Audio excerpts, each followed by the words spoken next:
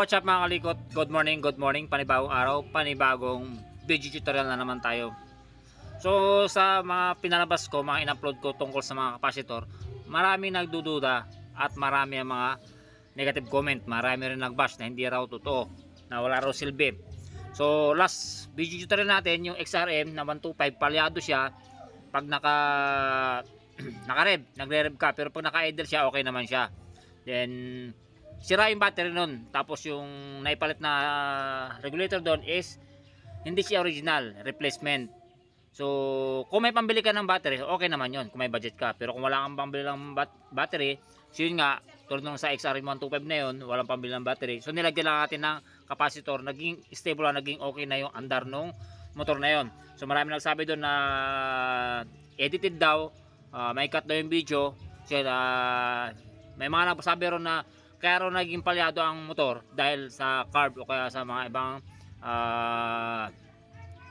sa mga ibang dahilan. Wala raw kinalaman yung regulator doon. So yan. Ito isang panibagong senaryo na naman to. Yan, walang battery mga kalikot. Yan, kita niyo naman walang battery. So papandar natin yung itong motor na to na walang battery. Pakinggan nyo at palyado yung andar niya kapag i-rev natin.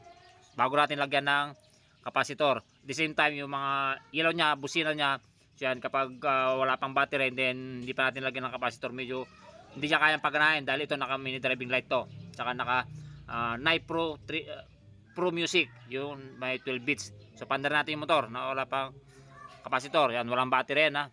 Yan. Ito yung positive niya. Yan.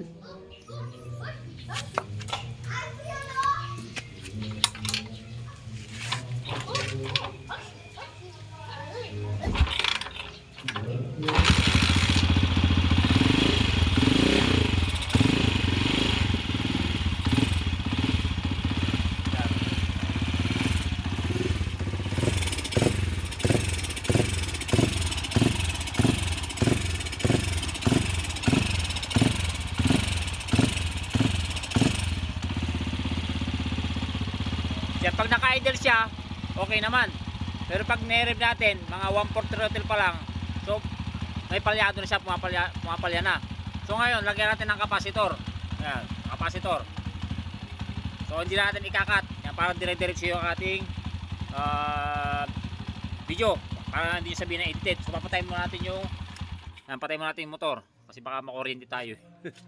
Yan, lagyan natin ng kapasitor. So sa kapasitor, yan, mayroong marking yan. Makita nyo ito. Yan. Ito yung magsisilbing negative ng ating kapasitor. Yan. Yung wala marking, yan yung positive. So itong negative nito, lalagyan natin sa negative wire. Yan.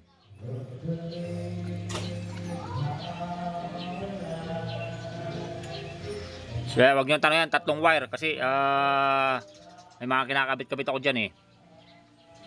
Mga relay yan. So yan. Tapos ito yung positive dito sa positive wire.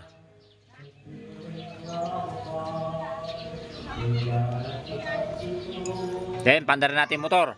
Ito walang cut. Walang cut yan, ha. Hindi masabing edited yan. Pandarin natin.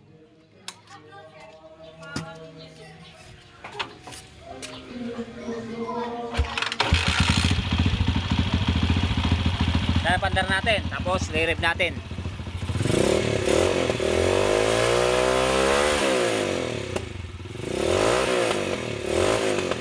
Diba? Walang palya.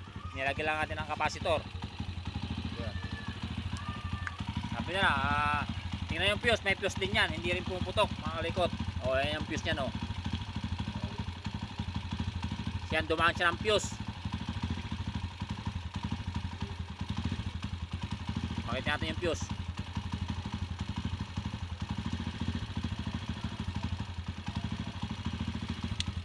So yan, dumaan siya ng fuse. So nirev natin, hindi yan pumutok yung fuse.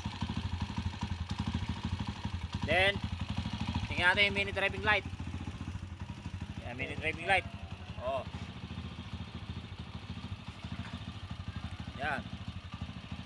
Tapos tingnan natin. Yan, naka headlight pa yan. Tingnan natin. Tapos busina tayo.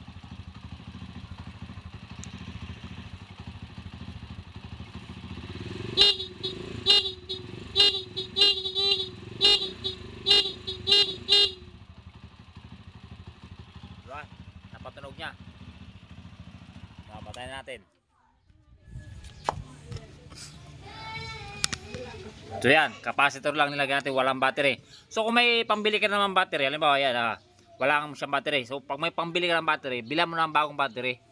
Yun lang naman yun eh. Alam, pag wala ka talagang pambili, wala pang budget, so pwede pang alternative o pang samantagal o kaya mahina na yung battery mo. So yan, hindi na napapagana ibang mga yan nga, mga busina, mga mini driving light, tapos palyado siya. So lagyan mo ng capacitor, mga kalikot, capacitor. So, pagka dead na yung battery mo, yan. Walang edit. So sa mga nagbabash, yan, sa mga negative comments, yan, mga hindi naniniwala, mga nagdududa, so yan, nasa inyo na yan, mga kalikot. So kung duda pa rin kayo, wag nyo na lang, huwag nyo lang i-try. So yan, bili na lang kayo ng bagong battery. So ganoon lang po yun. So dito naman, sharing is caring lang. Sinishare lang natin kung yung mga konti natin nalalaman. So walang hate mga kalikot. So yan lang mga kalikot. So thank you.